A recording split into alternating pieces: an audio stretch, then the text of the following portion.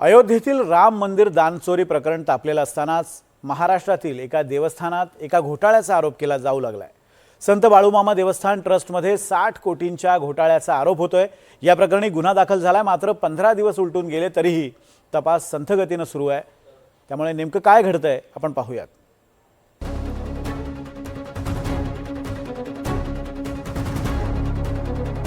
संत बाळूमामांची समाधी आणि त्यांच्या मेंढरांचं दर्शन घेण्यासाठी महाराष्ट्रभरातून आणि आजूबाजूच्या राज्यातून लाखोंच्या संख्येने भाविक आदमापुरात गर्दी करतात। या देवस्थानात 60 कोटींपेक्षा अधिक रकमेचा घोटाळा झाल्याचा आरोप होतोय। या प्रकरणी गुन्हा दाखल करण्यात आलाय। मेंढ्यांच्या विक्रीपासून ते जमिनीच्या व्यवहारापर्यंत मोठा घोटाळा झाल्याचा आरोप आहे। गुन्हा दाखल होऊन सुद्धा तपासाला गती मिळत नसल्याचा आरोप केला जातोय। टोटल फिर्याद आहे जवळजवळ 60 करोड 75,28,060 रुपयाची आहे। यामध्ये सध्या तरी 2 आरोपी आहेत। मुख्य आरोपी त्या कार्याध्यक्ष आहेत रागिणी खडके आणि दुसरे आहेत तिथले सचिव आहेत कोणेकरी म्हणून आहेत। तर यांच्या विरुद्ध आणि इतर यामध्ये गुन्ह्यात निष्पन्न होतील पुढील आरोपी आहेत ते। हा गुन्हा दाखल झालाय। तपास आमच्याकडे आर्थिक गुन्हे शाखेकडे वर्ग केलाय आणि सध्या तपास सुरू आहे।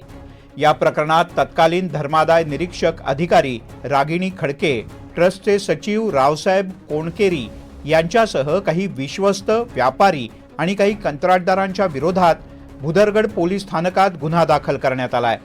सध्या बाळूमामा मंदिर परिसरामध्ये आहे आणि सगळी दृश्य जे आहेत आपण पाहतो। मंदिर परिसरामध्ये अनेक भाविक जे आहेत ते या ठिकाणी दर्शनाला येत असतात। आपण सगळ्या भाविकांच्या कपाळाला भंडारा देखील पाहतोय। आपण हे भाविक जे आहेत ते आपल्या इच्छा आकांक्षा मनोकामना ज्या आहेत या ठिकाणी मांडत असतात आणि याच मंदिरामध्ये याच देवस्थानमध्ये साधारणतः 60 कोटींचा जो घोटाळा झाला, ज्याच्यामध्ये मेंढ्या बाळूमामांच्या मेंढ्या ज्या आहेत त्या विक्री केलेल्या आहेत। देवस्थानची जमीन असेल ती सुद्धा विक्री केल्याचं सगळं चित्र जे आहे ते पाहायला मिळते। दरम्यान हे सगळं प्रकरण नेमकं काय आहे ते समजून घेऊयात। भाविकांनी धर्मादाय आयुक्तांकडे काही कोटी रुपयांचा घोटाळा झाल्याच्या तक्रारी दाखल केल्या होत्या। चौकशीसाठी धर्मादाय विभाग सक्रिय झाला। उच्च न्यायालयाच्या निर्देशांनंतर चौकशी समिती नियुक्त करण्यात आली। समितीच्या अहवालानंतर भुदरगड पोलिसात थेट गुन्हा दाखल झाला। मार्च 2020 ते मार्च 2026 या कालावधीत अनेक व्यवहारांची तपासणी करण्यात आली। लेखापरीक्षणातल्या त्रुटींचं निरीक्षण करण्यात आलं। देवस्थान मालमत्तेच्या व्यवस्थापनात अनियमिततेचा आरोप झाला आणि या सगळ्यानंतर कथित गैरव्यवहाराची रक्कम 60 कोटी 74 लाख रुपये असल्याचं समोर आलं। या घोटाळ्यातला सर्वाधिक चर्चेचा मुद्दा म्हणजे बाळूमामांच्या मेंढ्यांची विक्री। चौकशीच्या दरम्यान 44,000 मेंढ्यांच्या विक्रीची नोंद आढळल्याचं सांगितलं जातं। या मेंढ्यांची विक्री बाजारभावापेक्षा कमी दरानं झाल्याचा आरोप आहे। याशिवाय कोट्यवधी रुपयांच्या जमीन व्यवहारामध्ये देखील अनियमिततेचा संशय वारंवार व्यक्त केला जातोय।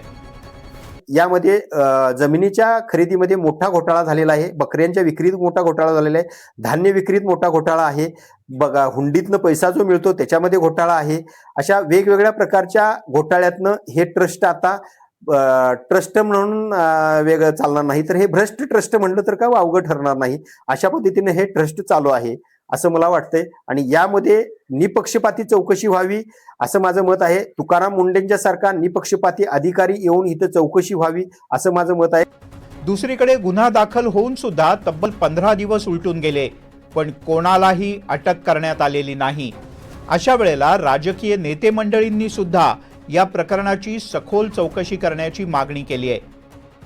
आज मी तुमच्या पत्रकारांचं देखील NDTVच्या अभिनंदन करेन की सर्वांनी ते लावून धरून फार मोठे मासे त्यात आहेत आणि श्रद्धेच्या नावाखाली आज रामाला देखील आम्हाला बी 10 रुपये रानाला वीट देताना आम्ही होतो, पण रामाची वीटसुद्धा चोरली गेली आणि भाजप मोठं आलं।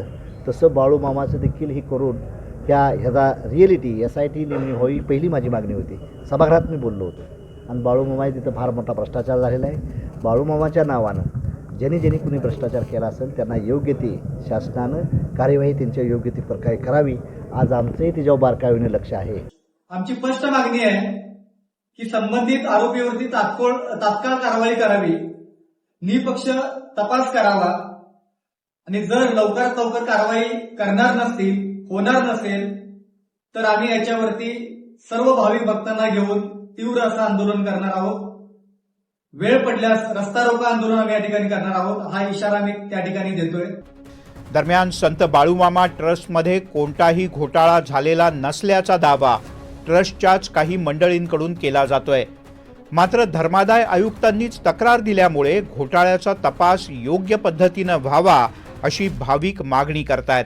घोटाळा करण्याला माझं एवढं सांगणं, अरे देवाला तर सोडा. तुम्ही ज्या देवाच्या नावानं तुम्ही भक्ती येतात, वर्गणी करतात, लोकांच्याकडनं श्रद्धेपोटी लोक इथे येतात.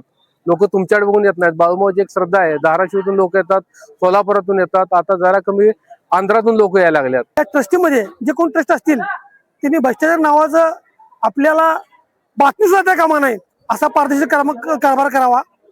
आणि जी श्रद्धा लोकांची आहे, जो पैसा लोकांनी दिलेला आहे, त्या श्रद्धापोटी दिलेला आहे, त्याचा उपयोग देवाच्या कामासाठीच व्हावा एवढीच या भाविकांच्या वतीने मी विनंती करतो, ट्रस्टला विनंती करतो. भाविक संकटाच्या काळात बाळूमामांचा धावा करतात.